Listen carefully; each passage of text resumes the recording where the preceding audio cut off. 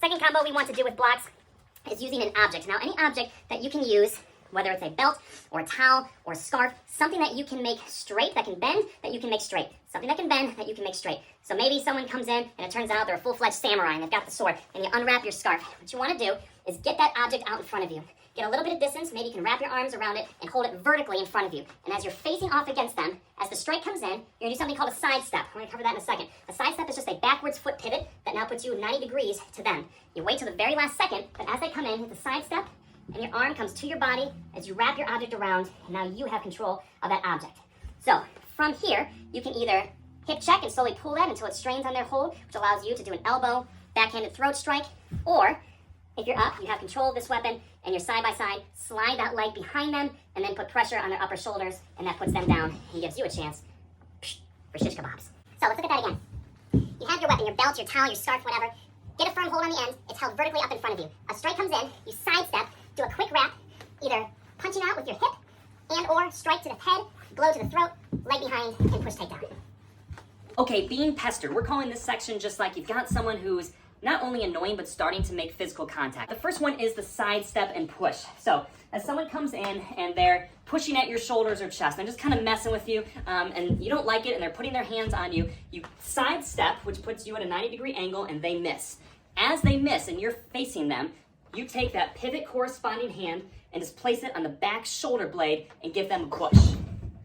So they're coming in, you sidestep and push in the direction they're already going. So again, it's very simple. They come in, sidestep, and push. Now you've got plenty of separation to either tell them that this isn't something that's appropriate for you or to go and get help. Low level threat, easy to do. Someone's coming in, let's do it in fast time. Sidestep, push. Okay, number 2 is called the motorcycle. Same type of aggressive action. They're coming in and pushing at you. What you're gonna do as they come in is you're gonna bring your hands together, knuckle to knuckle, and you're making kind of a W. See how my arms are a W? So as they're coming in to push, you bring your hands up under your chin, palms facing out, and you're gonna grab their wrists and hold tight.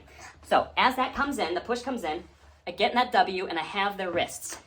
When I have their wrists, I'm gonna move from a W position to an M. That means I'm gonna bring my arms down, and see how I kind of make an M? Now I'm twisting his arms, which naturally brings his head down. So his arms are in a lock. I have a lot of control over his arms. This can be a good just diffusing the situation move and say, hey buddy, that's enough. If you need to get a leg up there and gently push back. Or if the threat is more serious and the push comes in, I get my W grab, motorcycle.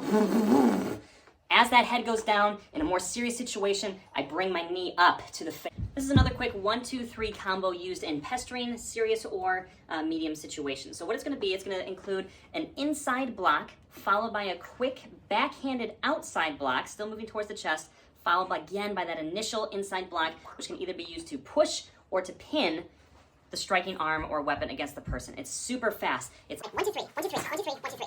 1, 2, 3. This can be used to confuse or disorient your attacker, but it's also very effective because it's going to hit their striking area as well as their tricep, and again, going to trap or push that strike. So as that strike comes in, it's going to be a quick 1, 2, 3. And again, I can either push to create separation, or if they have something dangerous, 1, 2, 3, and I've got control of the back of their tricep. The back of the tricep is actually a great place to grab and hold on the arm. It's not a stun point, but it is a good hold point. And if you're fiercely grabbing, you can have a good degree of control on the tricep. So again, the strike comes in, 1, 2, 3. Push it away, turn their body. Or if you need to do a pin, strike comes in, and you're holding it up against them, okay?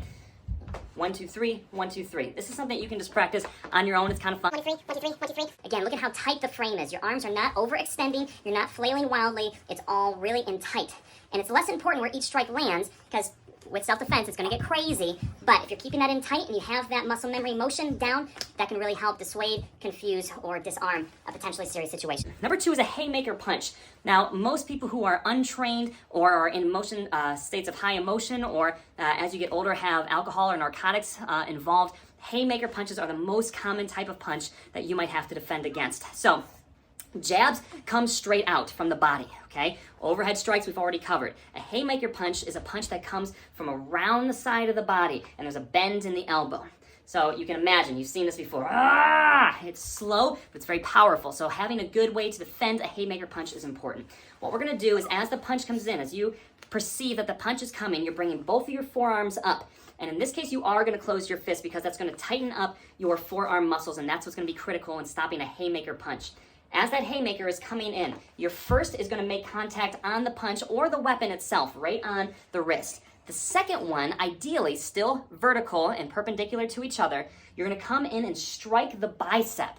The bicep is actually a stun point in this kind of attack. The way that it's exposed and turned, when it's coming in with that kind of muscle contraction, as you come in and you lean in, and that forearm is gonna stun right there on the bicep. You feel it, right? It stuns the bicep. So 2 things happen with this. The haymaker is coming in, you're stopping some of the force. Now, if they're more powerful than you, that probably still gonna come, but boy, you've stopped a lot of that momentum. Secondly, you're gonna step into this. You're gonna get right in there, into that attack, and you're hitting their bicep hard with that vertical clenched forearm. It's gonna stun them. It's also gonna throw off their targeting with the haymaker. So instead of making contact right here, you've blocked it, which pushes it back, and you've stepped in, so it's gonna overshoot. Now you're in tight, and you've got a stun on their bicep. From here, you've got about 1 second to make another move to create separation. You've deflected the attack, you've made a stun, you can backhand to the neck, you can tiger claw to the face, you can backhand to the base of the neck, base of the skull on the back of the neck, that's another stun point. Or if you've started to make your turnaround, landing a punch underneath the jawline right here,